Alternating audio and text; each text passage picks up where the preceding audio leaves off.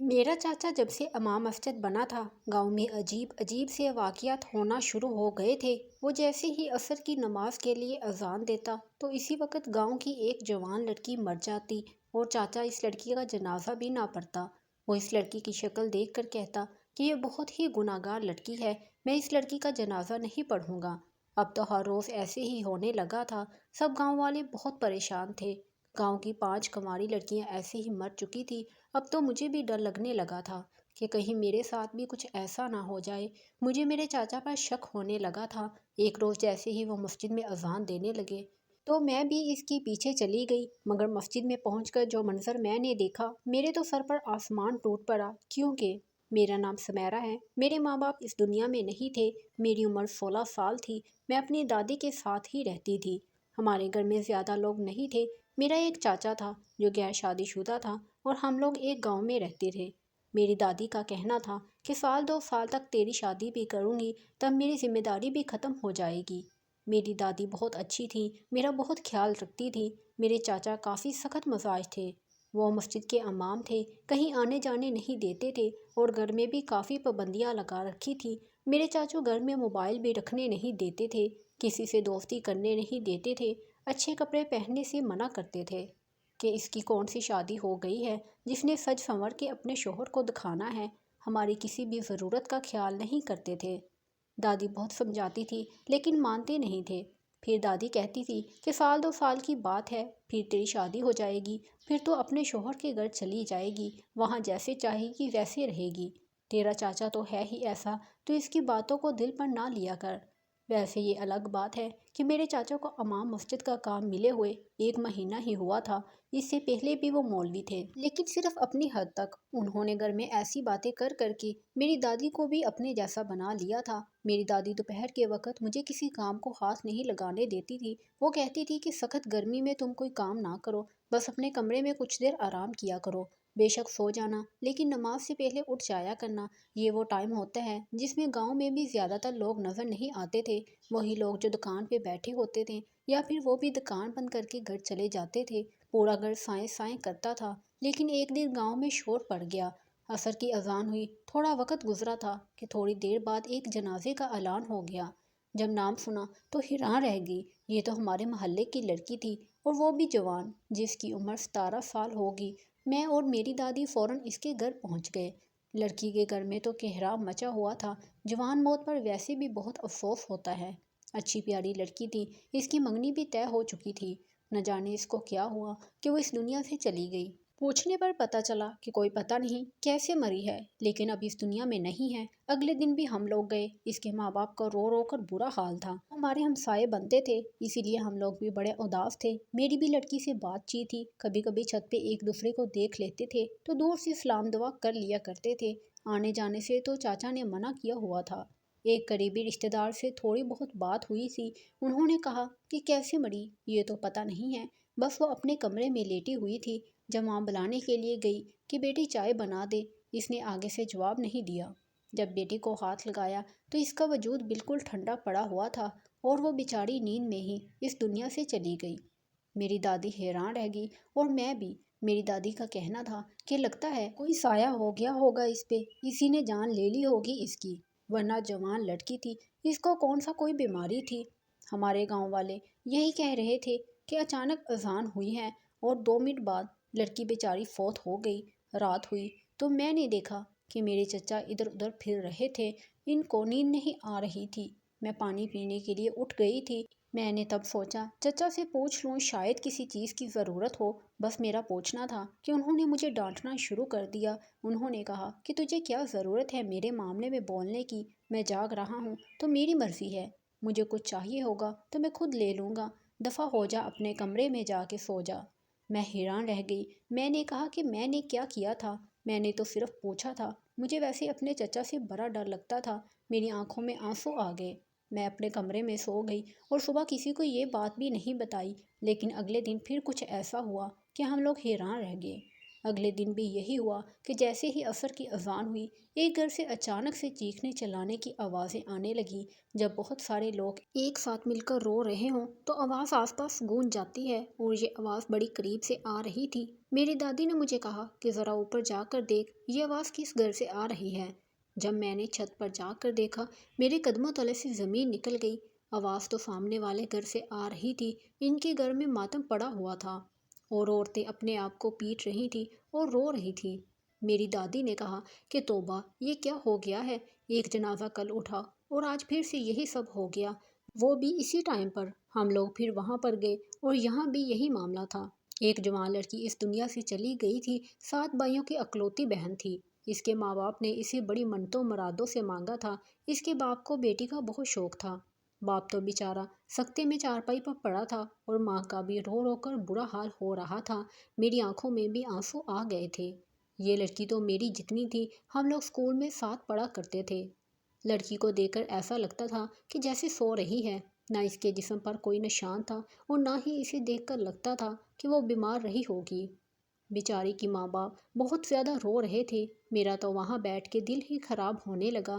میں نے دادی سے کہا کہ اپنے گھر چلتے ہیں، ہم ان کے لیے ویسے بھی کچھ نہیں کر سکتے تھے۔ ہم لوگ گھر آئے تو میری دادی نے میرے چاچو کو کہا کہ پاس والے جمال کی جوان بیٹی بیچاری دنیا سے گزر گئی ہے، تو ذرا ان کے گھر چلا جا، ہمسائے ہیں، کوئی کام ہوگا تو کر لینا۔ اس نے کہا کہ میرا تو اذان کا ٹائم ہونے والا ہے، ویسے بھی میں کیا کر سکتا ہوں، ان کے 7 جوان بیٹے ہیں، وہ مل جل کر سارے کام کر لیں گے۔ انہوں نے مجھے نماز جنازہ کے لیے بلایا تھا اور میں نے جنازہ پڑھنے کے لیے بھی انکار کر دیا ہے۔ میری دادی غصے میں آ گئی اور بولی، تو کس طرح کا انسان ہے؟ نماز جنازہ پڑھانا تو نیکی کا کام ہے اور تو نے انکار کر دیا۔ تب میرے چچا کا کہنا تھا کہ وہ لڑکی بہت ہی گناہگار تھی، میں اس کا جنازہ نہیں پڑھ سکتا اور نہ ہی بتا سکتا ہوں کہ وہ کیا کرتی تھی۔ میری دادی نے کہا کہ کس طرح کی باتیں کر رہا ہے، اللہ کا نام لیتا ہے، اللہ کی مسجد میں اذان دیتا ہے، تیرا دل اتنا سخت کیوں ہے؟ بیچاریوں کی جوان بیٹی مر گئی ہے اور تو اس پر الزام لگا رہا ہے، تیرے دل میں ذرا سا بھی دکھ نہیں آیا؟ اس نے کہا میرے دل میں کون سا دکھ ہے، اچھا ہوا مر گئی۔ اس کے بعد میرا چاچو گھر سے نکل گیا اور مغرب کی اذان دینے چلا گیا۔ اگلے دن بھی ہم لوگ ان کے گھر گئے تھے۔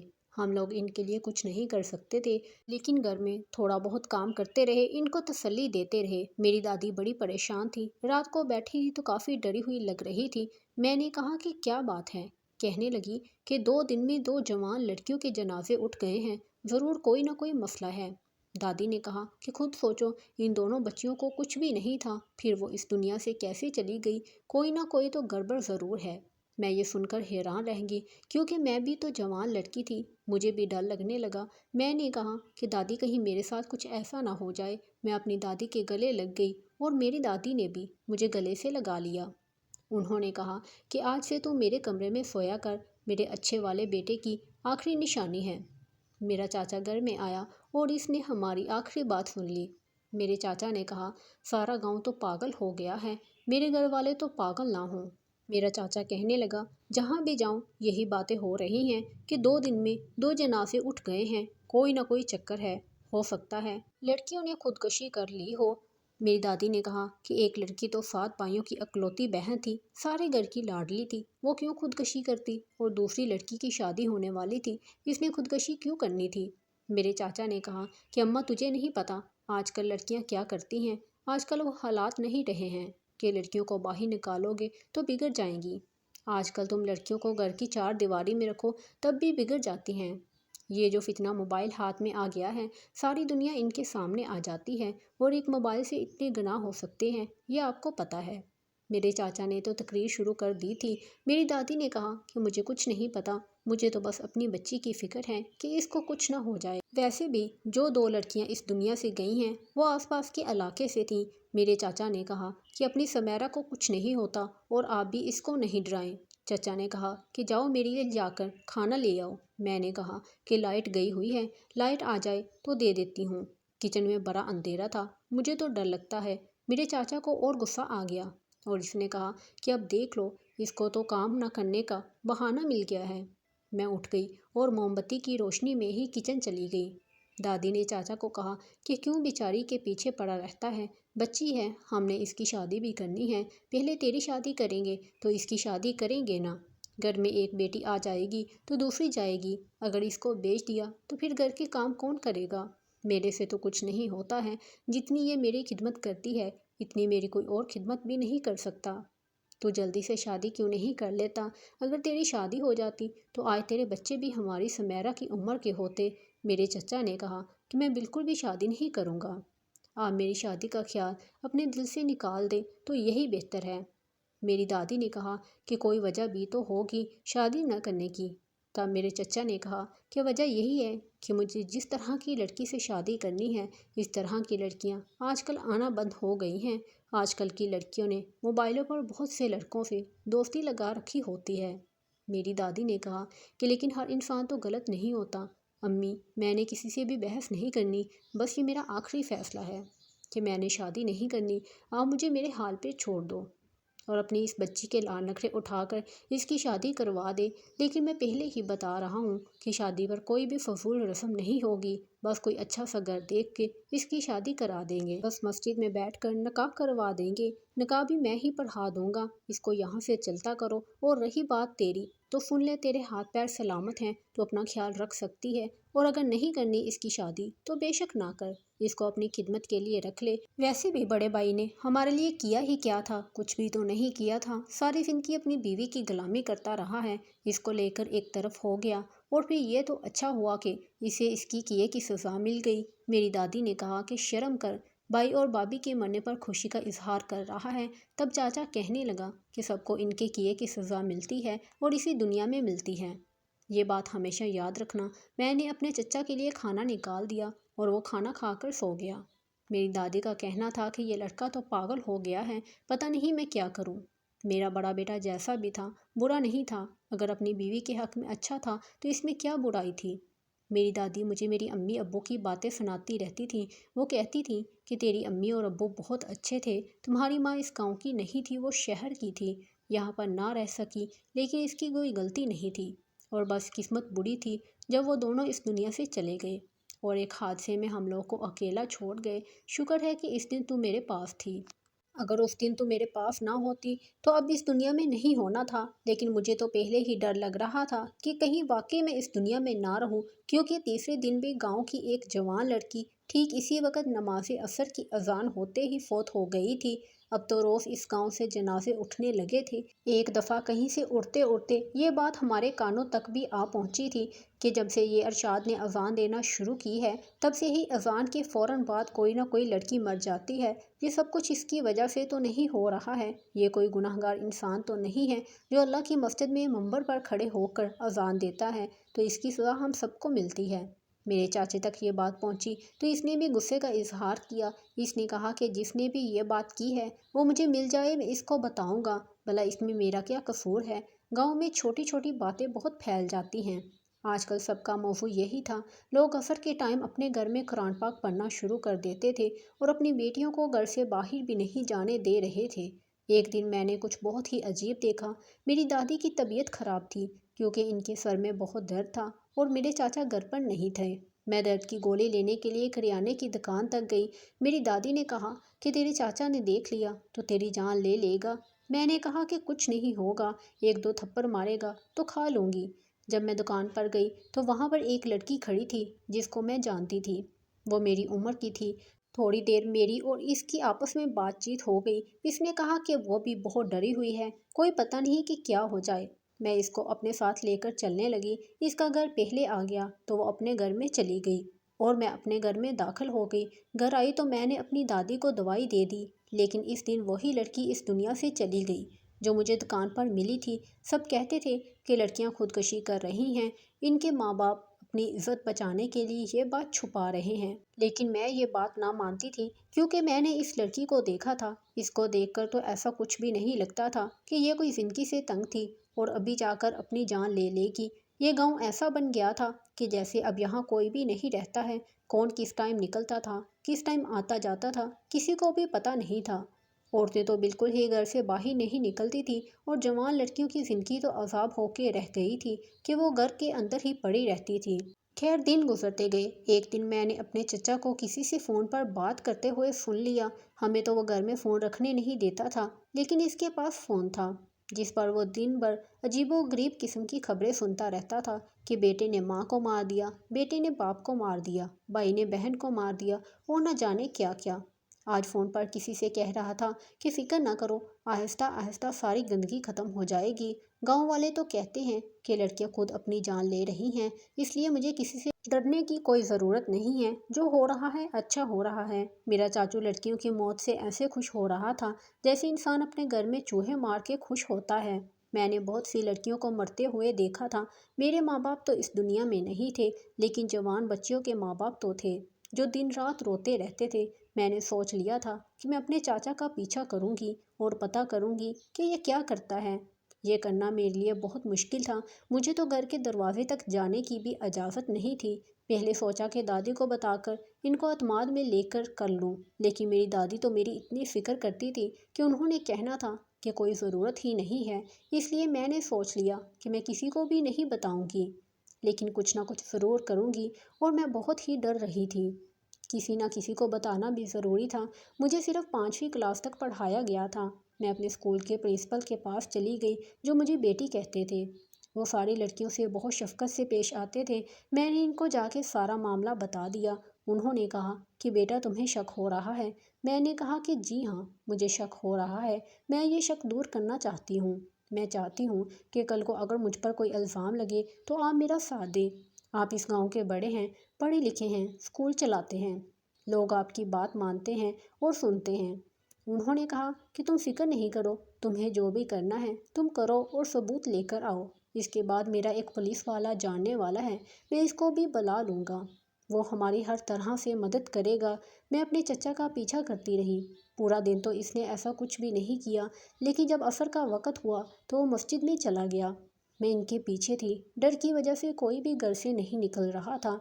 मस्जिद बिल्कुल वीरान पड़ी थी।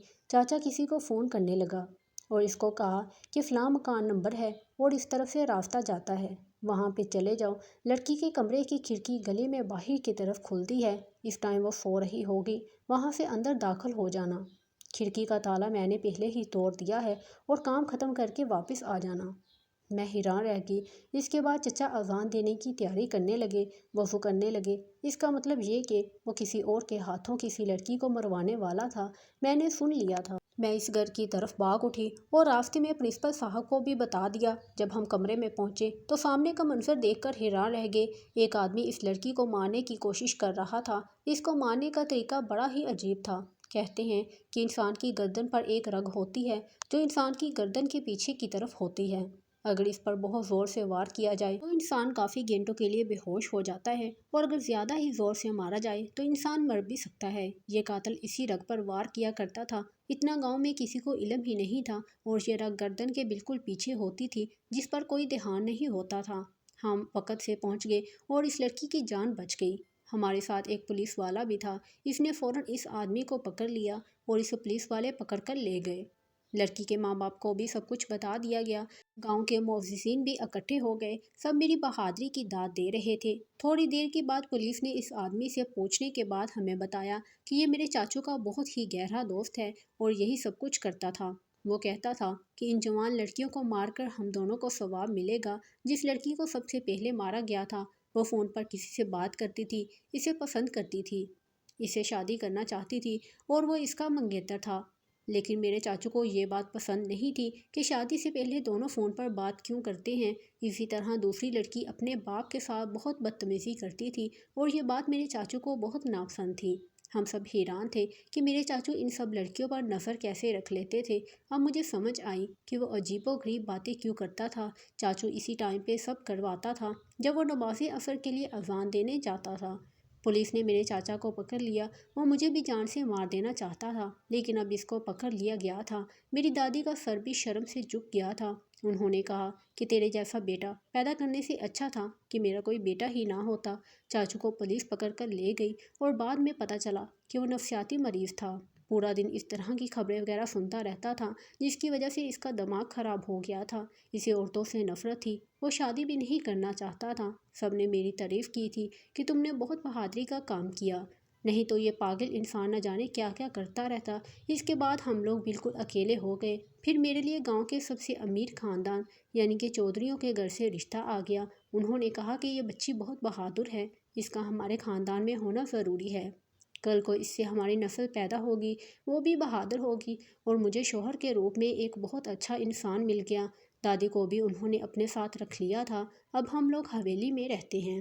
جب انسان بہادری کرتا ہے اور کسی کی بھی جان بچاتا ہے تو اسے انعام ضرور ملتا ہے، اور میرے لیے تو یہی انعام تھا کہ میری ساری زندگی ایک اچھے خاندان میں گزرنے والی تھی۔ میرے چاچا کو عمر قید کی سزا ہو گئی تھی اور جیل میں ان کا علاج بھی چل رہا ہے۔